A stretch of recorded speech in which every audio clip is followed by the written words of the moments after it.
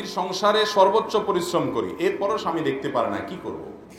আমাদের বোনদের দুঃখের কোনো শেষ নাই। এত খাটাখাটনি দেয়, এরপরেও স্বামী দেখতে পারে না, সন্তুষ্ট না। আছে না এরকম নিমক হারাম? অনেক খারাপ স্বামী আছে। আবার অনেক সময় দেখা যায় যে স্বামী এত নিমক হারাম না, কিন্তু স্ত্রীর চাহিদা অনেক বেশি। উল্টা আছে না নাই? যে সমস্ত মা বোনরা স্বামীর সংসারে খাটার পরও কোনো মূল্য পাচ্ছেন না, তাদেরকে বলি, আপনার মূল্য আপনার স্বামী যদি নাও দেয়, ইমানদারের কোনো লস বলতে কিচ্ছু নাই, আপনার রব ঠিকই দিবে। আল্লাহ দিবেন না? দিবেন না?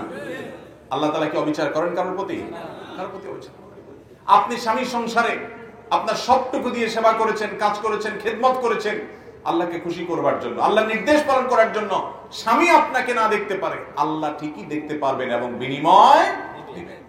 আল্লাহ তাআলা বিনিময় দিতে ভুল করবেন? অতএব অসুবিধা কি? স্বামী না দিলে কি হয়েছে, আমার আল্লাহ দিবে। ইমানদার কখনো এই জন্য ডিপ্রেশনে পড়তে পারে। সবসময় আল্লাহর দিকে মনোযোগী থাকতে হবে। দুনিয়াতেই সব পেয়ে যাবেন এমনটা মনে করার কোনো কারণ নাই। অনেক বোনরা আছেন স্বামীর সংসারে টর্চার, নির্যাতিত। আমি বলি, আপনি কত নির্যাতিত? ফেরাউনের স্ত্রী আসিয়ার চাইতে বেশি? কখনো না। তার চাইতে যদি বেশি না হন, তিনি নির্যাতিত হয়েছেন। আল্লাহ তাআলা জীবদ্দশায় তাকে জান্নাতের কোথায় তার অবস্থান হবে এটা দেখিয়েছেন তাকে। ওটা দেখতে দেখতে তার মৃত্যু হয়েছে। অতএব যারা কষ্ট করছেন স্বামীর সংসারে, একটু সবর করবেন। সবরে আল্লাহ তাআলা আপনাকে মেওয়া ফলাবেন দুনিয়াতে এবং আখিরাতে। কষ্ট করতে করতে না মৃত্যু হয়ে যাবে, এর চেয়ে বেশি কিছু তো না, কিন্তু অনন্ত অসীমকালের জান্নাত আপনার হয়ে যাবে। ওইটা তো কেউ নিতে পারবে না। অতএব ইমানদারের ভরসার জায়গাটা সেটা। এরপরে প্রশ্ন হলো, ইচ্ছা করে আত্মীয়তার ছিন্নকারী কিরকম শাস্তি হবে?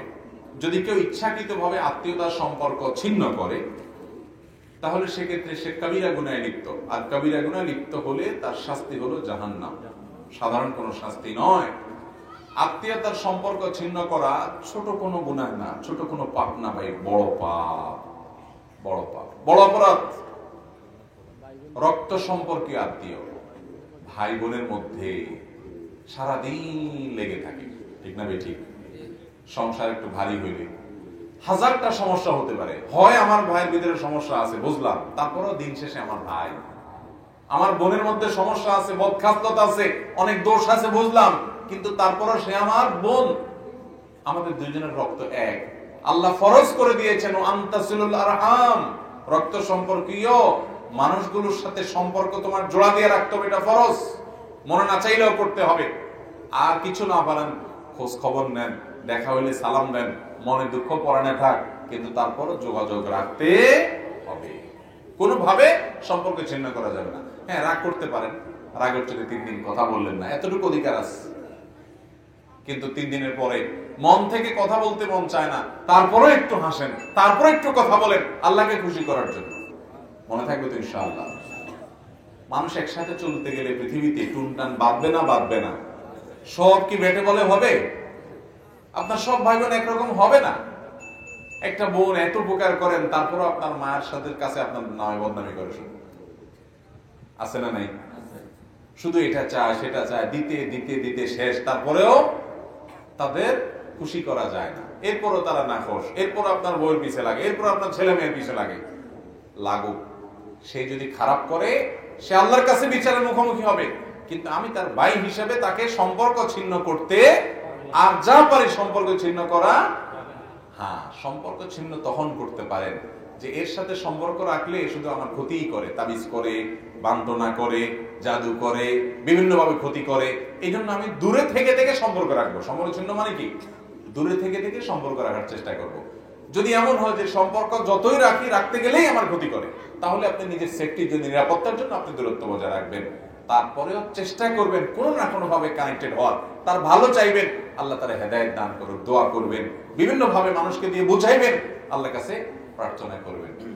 ভাইরা আমার, রক্ত সম্পর্কীয় আত্মীয়, সেটা বাপ হোক, ভাই হোক, চাচা হোক, ফুফু হোক, ভাই বোন হোক, ছেলে মেয়ে তো আছেই, তাদের হকের ব্যাপারে কিয়ামতের ময়দানে আমাদেরকে জিজ্ঞাসা করা হবে।